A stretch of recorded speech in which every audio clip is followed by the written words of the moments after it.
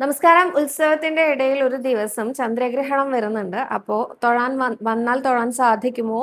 അതോ അമ്പലം അടച്ചിടുകയാണോ പതിവ്? എങ്ങനെയാണ് അതിന്റെ കാര്യങ്ങൾ എന്ന് കുറേ പേര് എന്നോട് ചോദിച്ചിട്ടുണ്ടായിരുന്നു കേട്ടോ.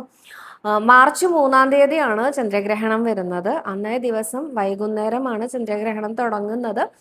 3 മണിക്കാണെങ്കിലും സൂര്യാസ്തമനം കഴിഞ്ഞിട്ടുള്ള സമയം മാത്രം നോക്കിയാൽ മതി എന്നൊരു പക്ഷം ഉണ്ട്. അതുകൊണ്ട് തന്നെ ക്ഷേത്രത്തില് വൈകിട്ട് 6 മണിക്ക് നട അടച്ചു കഴിഞ്ഞാൽ 7:15 കൂടി നട തുറക്കും. ഈ 6 മണി മുതൽ 7:15 വരെ മാത്രമാണ് ഗുരുവായൂർ ക്ഷേത്രം നട അടയ്ക്കുന്നത് കേട്ടോ.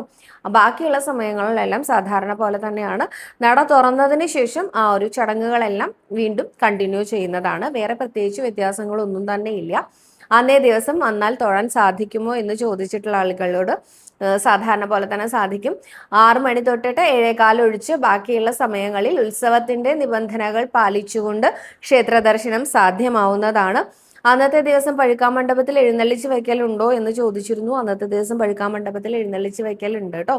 അത് രാത്രി 8:30-ക്കാണ് തുടങ്ങുന്നത്. ഏതാണ്ട് 12:30-1 മണി വരെയുണ്ട്. അപ്പൊ പിന്നെ അതിൽ ഒരു മാറ്റവും ഇല്ല. അതൊക്കെ സാധാരണ പോലെ തന്നെയാണ് കേട്ടോ.